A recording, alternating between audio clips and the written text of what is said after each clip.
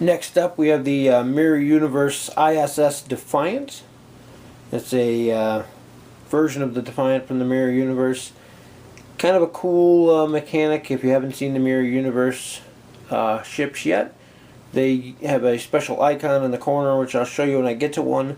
And despite having the same name as something from the normal universe, you can use a unique from both universes at the same time. So we'll jump right in and take a look. There we have our Defiant class dial. It's the exact same as the Federation one, except this one has the Mirror Universe faction logo. The actual maneuvers themselves are the same. It is a damn maneuverable little ship. Not quite as speedy as some of the larger ships, but you have everything in here but a 190 degree, I think, and then up to a 4 forward. There you have our Mirror Universe Defiant. In all the pictures on these cards, they always show it from the bottom so you can't see, but on the real Mirror Universe Defiant, the top had like a yellow and red highlight scheme to it, which unfortunately the model that came with this doesn't, so I was a little disappointed by that. May repaint mine to add that detail in. There you can see our maneuvers. Mid-range. I really would have liked to see some 190s. The Defiant was a maneuverable ship, but the Federation one didn't get them either, so it's only fair they use the same dial here. And there you have our 3 come about, which is nice. One of the few Federation ships, if not the only Federation ship, that has a come about maneuver. There we have our I.S.S. Defiant, which is a Mirror Universe ship. We have our unique icon over here, and if you can see, it's mirrored from the standard unique icon, which is how you represent the Mirror Universe ships. They did it on all the cards just to be standard. Like this one wouldn't really matter because the normal universe variant is the U.S.S. Defiant. This is the I.S.S. Defiant. But still, even if they were the same, being one's mirror and one's not, you could field both of them in the same fleet. For our stat line here, we got 4 attack, 2 agility, 3 hull, 3 shield, 2 weapon upgrade, 2 crew upgrade for 24 points. It's not a bad setup. You have your standard Federation, even though this is a Mirror Universe ship, loadout here of evasive, target lock, scan, and battle station. And our special is each time you suffer damage from an attack, you may place an auxiliary power token beside your ship and reduce the amount of damage from that attack by 1. If you're only getting hit here or there for 1 or 2 damage, I can see where that would be useful to pull 1 damage off, and then you pull a green maneuver the next time to remove the auxiliary power token. Unfortunately, it's only 1 damage per use, so you can't give yourself 10 auxiliary power tokens to save your ship from blowing up from a massive attack. But definitely has its uses. Don't think it's quite as nice as the one on the Federation version. Then we have our standard Mirror Universe Defiant. Pretty much the same stat line. You're losing 1 shield and you're losing 1 crew slot for 2 points less. For our captains, we have Miles O'Brien. He's a Mirror Universe unique. Captain skill of 5. 1 elite talent for 3 points. He has a tech upgrade slot to your upgrade bar, and as an action he can repair 1 damage to your hull or shields. Kind of a useful guy. A lot of people weirded that he was the major captain, but at the time I believe Cisco was actually dead in the Mirror Universe, which explains. But just so you can see here, if I can get them side by side, you can see our existing O'Brien here from before has the old unique. The new O'Brien has the Mirror Universe unique. You could put these two in the same fleet. You can even put them on the same ship, since one's a captain and one's a crew, and they don't conflict despite being unique because of that. And then we even have our other Miles O'Brien, the younger, scrappier Miles. But yeah, now you could not use, because of the way the Mirror Universe works, you could not use these two on the same ship because they're both from the standard Universe unique. However, you can use one of each. So definitely an interesting mechanic, going to take a little getting used to. Before, as the old unique, the new O'Brien has the Mirror Universe unique. You could put these two in the same fleet. You can even put them on the same ship, since one's a captain and one's a crew, and they don't conflict despite being unique because of that. And then we even have our other Miles O'Brien, the younger, scrappier Miles. But yeah, now you could not use, because of the way the Mirror Universe works, you could not use these two on the same ship because they're both from the standard universe unique. However, you can use one of each. So definitely an interesting mechanic, going to take a little getting used to. Next up we have Benjamin Sisko. Again, I'm pretty sure by the time the Defiant was around, he was dead, at least the Mirror Universe version, but I could be wrong. DS9 wasn't one of my favorite series, despite having Cardassians in it. He's a captain skill of 4, which a lot of people are going to whine and complain because it went down from the regular universe one, but in the Mirror Universe he wasn't nearly as good, so I can understand it. You have 1 elite talent for 2 points. During the roll attack dice step of the combat phase, you can discard up to 2 of your upgrades, crew, weapon, or tech. If you do, you gain +1 attack die for each upgrade you discarded this way. It's kind of a nice last-ditch maneuver. I wish it was a disable, not a discard, but it has its uses. As with O'Brien, you have your Mirror Universe and non-Mirror Universe. These two can be used in the same fleet. And lastly, we have our generic Mirror Universe Captain. Captain skill 1 and 0 points. For our elite talents, we have Rebellion. This one's 5 points. If you're defending against a ship that has a greater hull value than your ship's hull value, with the Defiant, Mirror Universe Defiant here being 3, can be quite a bit of other ships. During the roll attack dice step of the combat phase, you may discard this card to force that ship to roll -2 attack dice for the attack. After that attack is completed, you may immediately make a free attack against that ship with your primary weapon if possible. The if possible means they have to be in range 1 to 3 and they have to be in your front arc. Definitely a useful ability. Weakens down the more powerful ship, gives you a bonus free attack basically. Anything that gives you extra attacks, nice. 5-point discard, I'm usually against them. This one has the ability to make it worthwhile in the right situation. Next up we have Strafing Run. This is a really interesting card. 5 points. Another discard for 5 points, which I'm not a big fan of, but the effect on this one's kind of neat. If you perform a maneuver with a number 3 or higher this round, target an enemy ship within range 1 to 3 that is not in your firing arc, which is unique to this card. Then you can discard this card to make a 1 free attack against that ship with 4 attack dice, treated as if it was fired from your primary weapon, meaning that you gain the +1 bonus for short range, which is nice. So basically you can do a flyby someone and get a free attack on them, and this counts as your action for the turn, so then you can still take your attack for the turn and shoot at a different target that may be in your arc, or a torpedo to fire backward at the same target you just flew past, things like that. Definitely opens up the door for some interesting combos. Despite the fact that this is only a Mirror Universe ship and not a Federation ship, it just looks like one.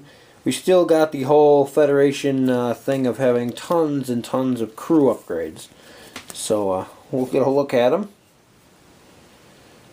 First up we have Rom from the Mirror Universe.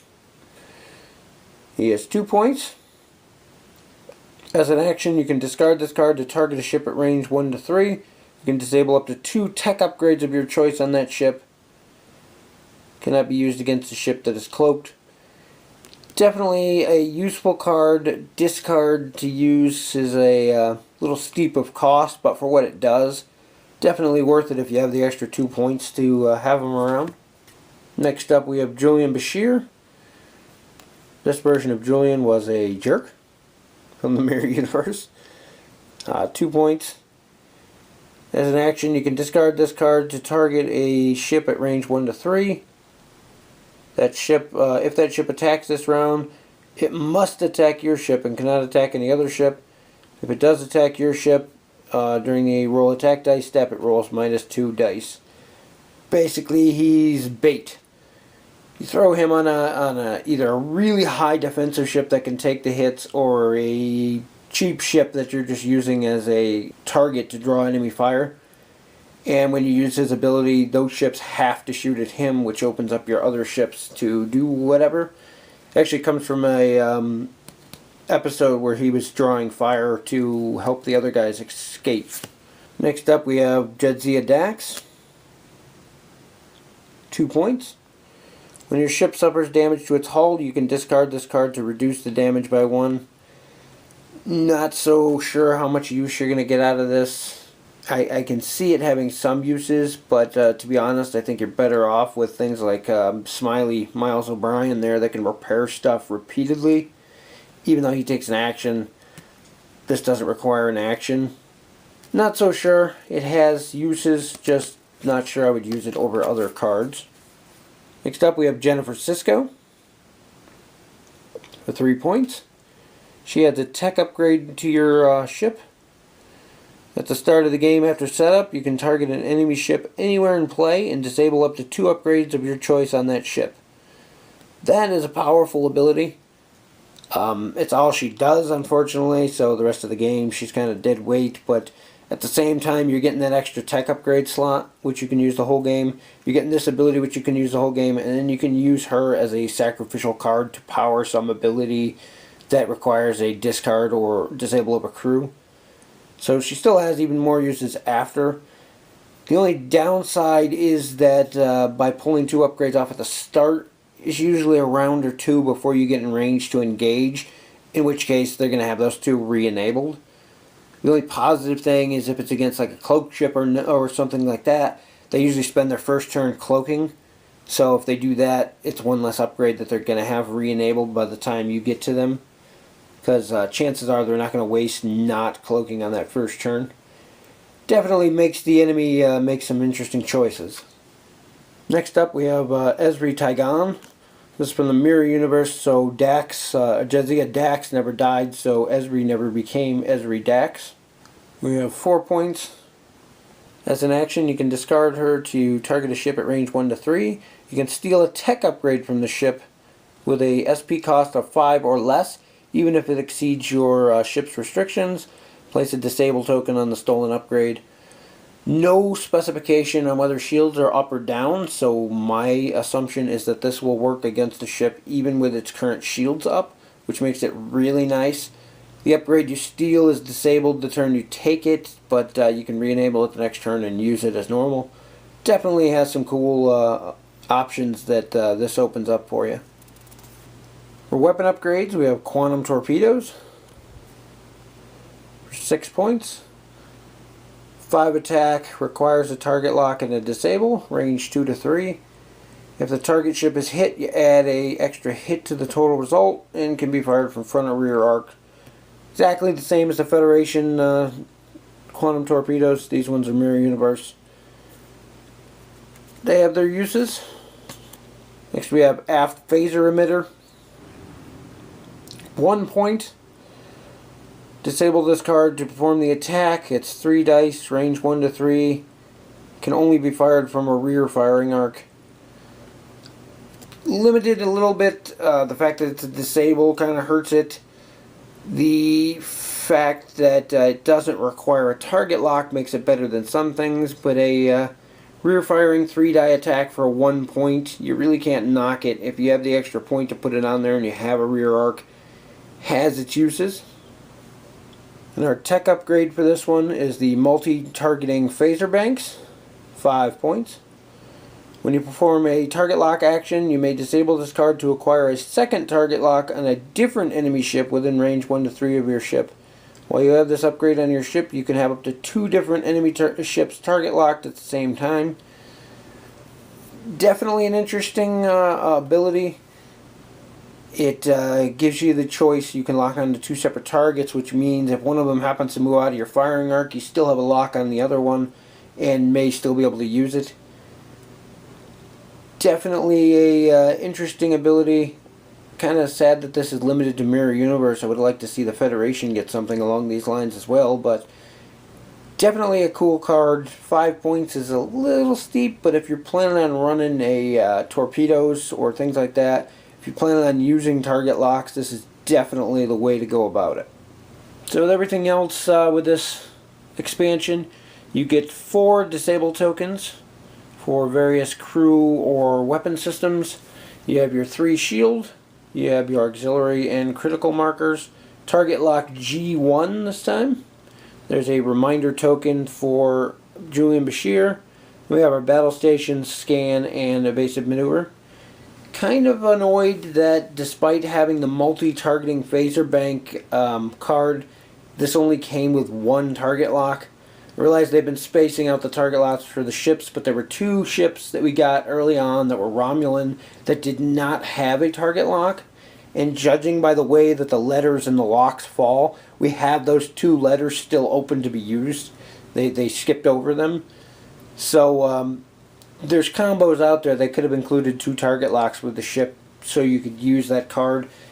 Every other ship in the game that I've seen comes with the tokens needed to use it, except for this one. You need the extra target lock, which you should have laying around, so it's not a huge deal. Just kind of weird that they skipped out on that.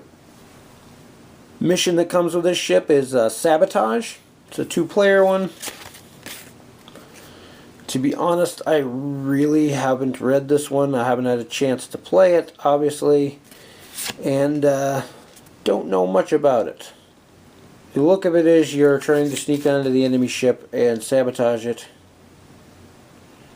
and they're trying to destroy your Mirror Universe ship. I still plan on going through all of the missions at some point and playing them. Did get a new additional rules card with this expansion. Explains the Mirror Universe faction. And there you can see where it's anything that's outside the Prime Universe, so any parallels, quantums, or whatever, any of your alternate timelines will be on there. The Mirror Universe are designated by having this icon on their uniques, which is reverse of the normal. And as I mentioned earlier in the video, you can have the normal and the Mirror Universe of the same named unique without causing any conflict. You cannot have 2 Mirror Universe or 2 regular universe of the same unique, though that rule still applies. For our ship, it's the exact same model that we got for the Defiant. Exactly the same. Disappointing that they did not go with the yellow and red highlights that should be on the top. Like I said at the beginning of the video, I may go back in and add those myself just to differentiate this from the normal Defiant. That's the way the ISS Defiant should look. But still decent ship, has a good amount of detail. Not a lot of it's painted as with most of their ships. And it could use a wash or highlighting or whatever you want to do to really bring out the details in there. What paint is on there though is actually done quite well. Unlike some of the other models, they didn't, like on these panels, there's no they didn't paint down in between them instead of up on it. But you can even see there they missed a little spot on that one. But still better than they have been. The paint jobs are improving. They just need to get into washing them like they do with the X-Wing ships, and I think people will be a lot happier with the way they turn out. There we have our ISS Defiant base, 90-degree front and rear arc, and our generic Defiant base with the same. And you can see on this, I pointed it out in the other videos, the little chevron arrow here in the front that directs the front section of the base. has been on every ship and every expansion since the game came out, including the promo ones and the ones from the tournament OPs. But for some reason, the Scimitar and Chang's Bird of Prey don't have them. And it designates what way that goes on and what way your ship actually connects onto the base. And it's even mentioned in the rule book on how to orient the ship so that you don't break the little plastic pegs. And for some reason they stopped doing it on those two ships. So, interesting. All in all, the ISS Defiant's a pretty nice little ship. Kind of limited right now. I think we only have 2 Mirror Universe ships, and one of those was a blind booster from the Resistance is Futile OP. So not that many people have them. But with them making every alternate universe type of release is going to be listed as Mirror Universe, regardless if they were in the same universe or not. So every alternate timeline, every type of that thing is going to come out as Mirror Universe. At least that's my understanding. So with that in mind, we're going to be getting a lot more Mirror Universe stuff to put with this. Even standalone, it is a decent ship. It has a lot of different ways you can build it. The fact that it only comes with 2 crew upgrade slots and they gave you 4 crew upgrade is kind of annoying. But at the same time, it's kind of pushing you to buy a second one so that you can run the normal and the generic together, make use of the 2 different named captains, and still make use of most of the crew. So I can see where they're going with that. Definitely has some interesting options though, and once we get some warships in the Mirror Universe faction, we'll make it a viable faction to play. For now, you can run them alongside Independence if you wanted to. A lot of those are kind of alternate timeline type things anyway, and none of them really have enough ships to build their own faction at this point. If you don't play faction pure, then it doesn't matter anyway, and they're a great addition to whatever. You could also run them alongside of Federation ships and whatnot very easily. Definitely a mean little ship. Not sure if there's anything that's an absolute must-have in here. If you're playing cross-faction, multi-targeting phaser banks has their uses. It's another source for quantum torpedoes if you're having trouble getting a hold of those and wanted some. The ship itself is okay. It's nothing spectacular. But then again, it's a lower points cost ship. It's not meant to be able to hold its own against some of the higher things that cost more than double its cost. So keep that in mind as well. Strafing Run and Rebellion are both excellent elite talents, but again, they're nothing must-have. So at this point, it's more of a collector's ship. If you want to collect everything, there's a couple good cards, but nothing great. And once we see some more Mirror Universe cards, then you may get some more synergy, and it may be more of a really something you need to get. For now, it's just for people who want to have everything or really want to get their hands on those couple decent cards. That's it for this one, and I will see you in the next video.